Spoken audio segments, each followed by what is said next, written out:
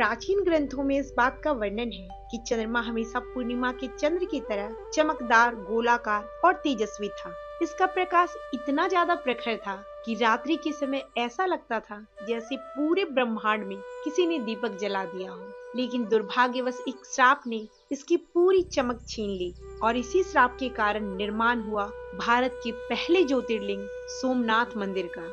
आज की आध्यात्मिक रस में मैं आपको बताऊंगी कि चंद्रदेव का श्राप, शिव की कृपा और सोमनाथ ज्योतिर्लिंग कैसे एक दूसरे से पूरी तरह से जुड़ी हुई है। पर आगे बढ़ने से पहले अगर आप लोगों को हमारी वीडियो पसंद आती है तो हमारे चैनल को सब्सक्राइब करके हमें जरूर सपोर्ट करें। हमारी कोशिश है कि हर एक सनातनी अपने सनातन धर्म को समझे। तो चलिए आते हैं आज की आध्यात्मिक यात्रा पर। बहुत समय पहले आकाश लोक में देवताओं के बीच एक अत्यंत सुंदर देवता थे, चंद्रदेव। उनकी चांदनी इतनी मनमोहक थी कि देवता, ऋषि और मानव सभी उसकी प्रशंसा करते थकते नहीं थे। ब्रह्मा के पुत्र प्रजापति दक्ष ने अपनी 27 पुत्रियों का विवाह चंद्रदेव से करा दिया। विवाह के समय चंद्रदेव ने राजा दत्त से कहा कि वो अपनी सारी पत्नियों को समान प्रेम और सम्मान देंगे, किसी के साथ कोई पक्षपात नहीं होगा। शुरू में तो चंद्रदेव सारी पत्नियों के साथ समय बिताते रहे, लेकिन धीरे धीरे उनका मन सबसे ज्यादा रोहिणी की ओर खींचने लगा। अब वो ज्यादा से ज्यादा समय रोहिणी के साथ बिताने लगे। उनके साथ विहार पर जाना, गीत गाना, हंसी मजाक करना चंद्रदेव को बहुत अच्छा लगने लगा। लेकिन इन सब का परिणाम ये हुआ कि उनकी और जो 26 पत्नियां थी वो बिल्कुल अकेली और अपमानित महसूस करने लगी। और आखिरकार एक दिन सब ने मिलकर अपने पिता प्रजापति दक्ष के पास चंद्रदेव की शिकायत कर दी। उन सब ने जाकर राजा दक्ष से कहा, पिताश्री चंद्रदेव हमें भूल गए हैं, वो बस रोहिणी से ही प्रेम करते हैं। दक्ष ने जब अपनी बेटियों की बात सुनी तो उन्होंने चंद्रदेव को बुलाया और उन्हें समझाया, देखो चंद्र, तुम सबके पति हो और इसलिए तुम्हें सबके साथ न्याय करना होगा। लेकिन चंद्रदेव रोहिणी के प्रेम में इतने ज्यादा डूब चुके थे कि वो चाह कर भी अपने व्यवहार में बहुत ज्यादा परिवर्तन नहीं ला पाए। उन्होंने कोशिश तो की, लेकिन उनका झुकाव रोहिणी की ओर पहले जैसा ही बना रहा। तब क्रोधित होकर प्रजापति दक्ष ने चंद्रदेव को ये श्राप दे दिया कि उनका तेज, उनका प्रकाश धीरे धीरे छिन्न हो जाएगा। वे दिन व दिन घटते जाएंगे और एक दिन उनकी चमक पूरी तरह से नष्ट हो जाएगी। देखते देखते श्राप का असर दिखने लगा। पूरा गोल चमकदार चांद अब हर दिन थोड़ा थोड़ा कम होने लगा। उसकी चमक फीकी होने लगी और वो चांद जो अपनी चमक से पूरे ब्रह्मांड को रोशनी दे रहा था वो अब कमजोर दिखाई देने लगा। अपना तेज खोते हुए देखकर चंद्रदेव पूरी तरह से घबरा गए।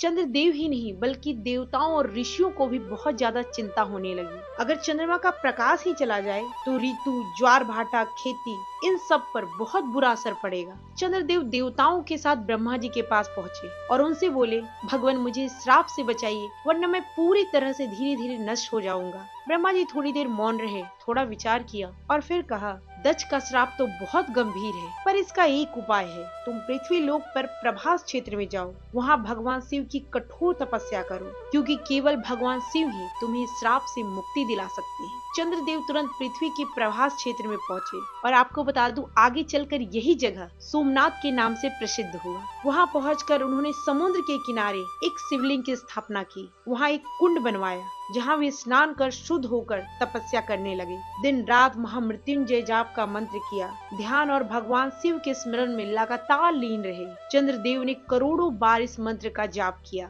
और अपना सारा मन, अपना सारा अहंकार भक्ति में अर्पित कर दिया। आखिरकार चंद्रदेव की कठोर तपस्या से प्रसन्न होकर भगवान शिव प्रकट हो गए और उनके साथ माता पार्वती भी आईं। पूरा वातावरण दिव्य प्रकाश से फैल गया। शिव जी ने बड़े प्रेम से कहा, हे सोम, तुम्हारी भक्ति ने मुझे पूरी तरह से प्रसन्न कर लिया है। तुम जो चाहो वो वर मांगो, तुम्हारी साधना कभी व्यर्थ नहीं जाएगी। कांपते हुए स्वर में चंद्रदेव कहते हैं, प्रभु मुझे दक्ष की श्राप से मुक्ति दे दीजिए, मेरा तेज लौटा दीजिए। मेरी गलती ये थी कि मुझे अपने सौंदर्य पर बहुत ज्यादा अहंकार हो गया था और जिसकी वजह से मैंने पक्षपात करना शुरू कर दिया। मैं जिस रानी से चाहता उस रानी से प्रेम करता। हे भगवान मुझे क्षमा कर दीजिए। भगवान शिव मुस्कुराए और बोले, मैं दक्ष प्रजापति के श्राप को पूरी तरह से बदल नहीं सकता, पर मैं वचन देता हूँ कि मैं तुम्हारा सर्वनाश भी नहीं होने दूंगा। उन्होंने वरदान दिया, कृष्ण पक्ष में तुम धीरे धीरे घटोगे, लेकिन शुक्ल पक्ष में तुम धीरे धीरे फिर से बढ़ते जाओगे, और इस तरह से तुम्हारी कलाएं कभी भी पूरी तरह से नष्ट नहीं होगी,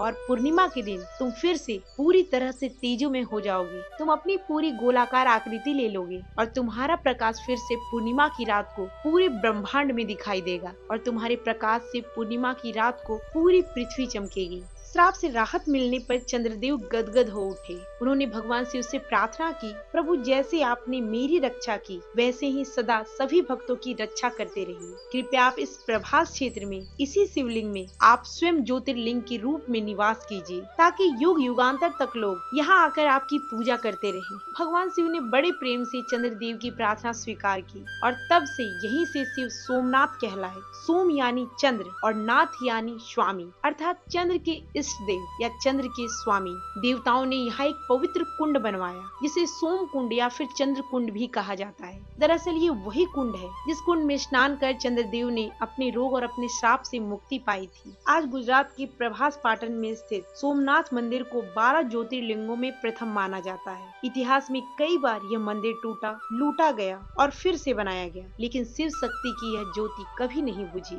1025 से 1026 ईस्वी में गजनवी साम्राज्य के शासक महमूद गजनवी ने इस मंदिर पर आक्रमण किया, जिसने इस मंदिर को लूटा और नष्ट कर दिया। यह आक्रमण भारतीय इतिहास में एक महत्वपूर्ण घटना थी। इस आक्रमण के बाद मंदिर का कई बार फिर से निर्माण किया गया। कुमारपाल ने 1169 में, महिपाल ने 1308 में और फिर सोमनाथ ट्रस्ट ने 1950 में इसका पुनर्निर्माण कराया। भारत जब आजाद हो गया, उसके बाद सरदार वल्लभ भाई पटेल जी ने इस मंदिर के पुनर्निर्माण में बहुत ही जबरदस्त भूमिका निभाई। अक्टूबर 1947 में जब जूनागढ़ भारत में विलय हो गया, उसके बाद पटेल जी ने सोमनाथ मंदिर के खंडरों का दौरा किया और इसके फिर से निर्माण का वादा किया। सबसे बड़ी बात यह है कि जवाहरलाल नेहरू जी की धर्मनिरपेक्ष आपत्तियों के बावजूद सरदार वल्लभ भाई पटेल जी ने मंदिर के पुनर्निर्माण के कार्य को आगे बढ़ाने में कोई कसर नहीं छोड़ी। और अगर अभी वर्तमान की बात करें तो सोमनाथ मंदिर का प्रबंधन सोमनाथ ट्रस्ट के द्वारा किया जाता है। लाखों की संख्या में श्रद्धालु यहाँ हर साल पहुँचते हैं, कोई शारीरिक रोग से मुक्ति पाने, तो कोई मानसिक कष्ट से राहत पाने, और कोई सिर्फ इस दिव्य इतिहास की अनुभूति करने आता है। सोमनाथ के तट पर जब खड़े होकर चंद्रमा को निहारते हैं तो हमें ये याद आता है कि कभी यह चांद